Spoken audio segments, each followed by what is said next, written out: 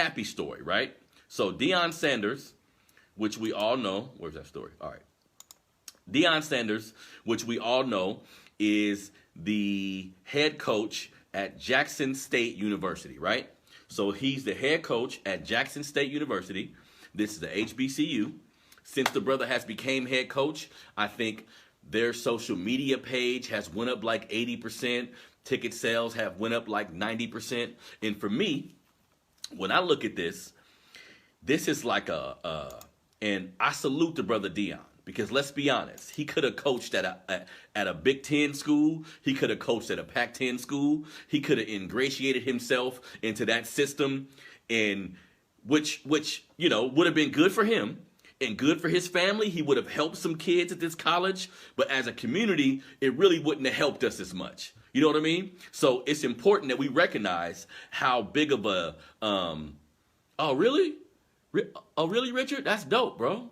That's dope. All of our kids who attend colleges should go to HBCUs. Now, we understand that a lot of the HBCUs is funded by white money. I mean, we can't get away from white daddy to a degree, you know what I mean? But you learn your history, you're around people who look like you, and they turn out like great professionals. As long as they don't get out of the college and negate the fact that they black. But typically that don't happen at HBCUs. If you notice, most, not all, most HBCU students leave the college, but they still have like a empowerment attitude. Like they understand how important it is to be black and how important it is for them to do something to help us all out. You know what I mean? So I bring up this story because Deion Sanders, who's the coach of Jackson State University, who is, to me, revolutionizing HBCUs. Think about if more black coaches or more star black athletes went to HBCUs, they can change that shit overnight. But the reason why I'm talking about this story is because his two sons,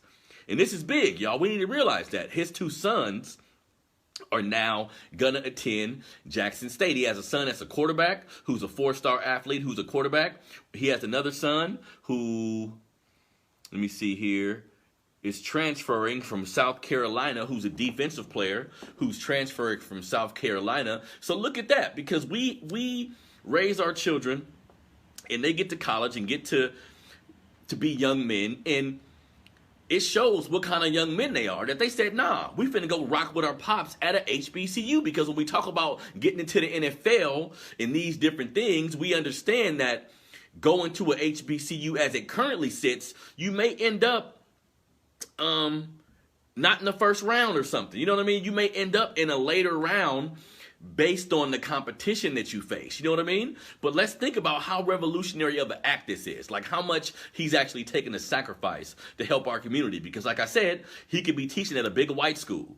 He could be teaching at a predominantly white school, or I'm sorry, coaching at a predominantly white school right now, but he chose to go to HBCU. What he's doing there and what he done by bringing his sons to that school reminds me of like what LeVar Ball done to a degree. Just a father who understands the importance of controlling the narrative. A father who understands the importance of, if I do this shit right that I'm doing right now, it not only will have a positive effect on me and my family, but everybody that's going to come behind us, right? So I think it's important as black folks that we get an understanding of how important our decisions are. Like to me, what Deion Sanders is doing, that's being on code with the black community.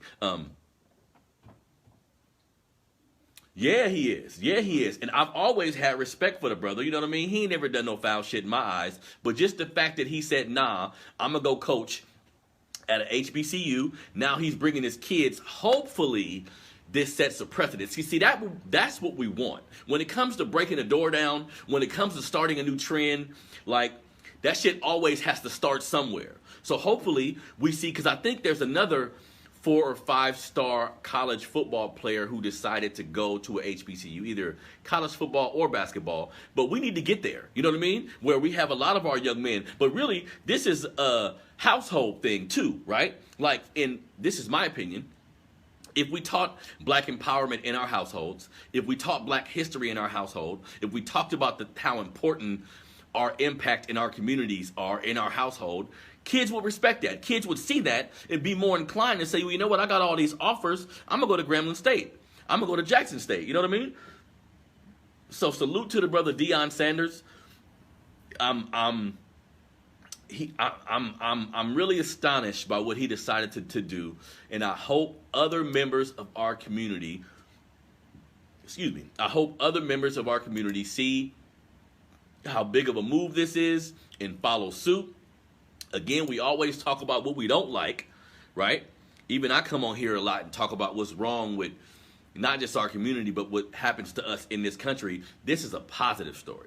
This is something that we should tell everybody. Like, make sure you tell people that Deion is at Jackson State, his son is there. We need to follow suit, basically. More of us need to realize how important it is to stick together, because that's all this is. Think about that, family.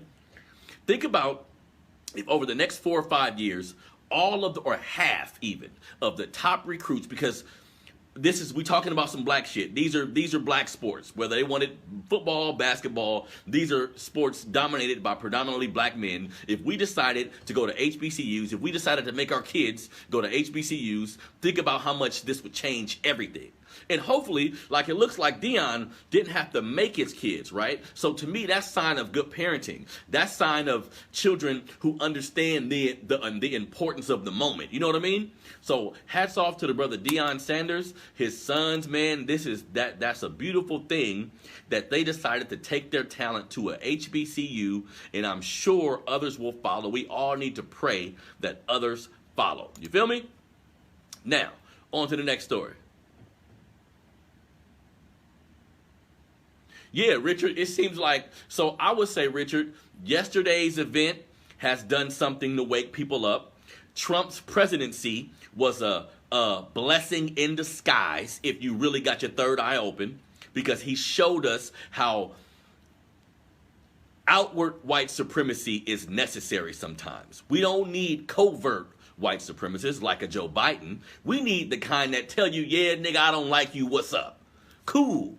For some of us who are in the history, some of us who have just find it fascinating to deal in these things, we see how this shit has always been this way. But you're right. For black folks who've been asleep, black folk who just been living a life, not really thinking about the racism thing, it's important. All of this is important. 2020 should be an eye-opener for everybody, as well as Trump's presidency. You know what I mean? And like I said, this shouldn't make you want to go out. You ain't got to go out and, shit. You ain't got to go out and get a dashiki, you know what I mean, and start and put on the damn feds and start rocking that. But be aware. Just start being aware. Start loving your people. Like, that's first step in all of the shit. My podcast, my platform, it's kind of rooted in something basic. It's kind of rooted in just love.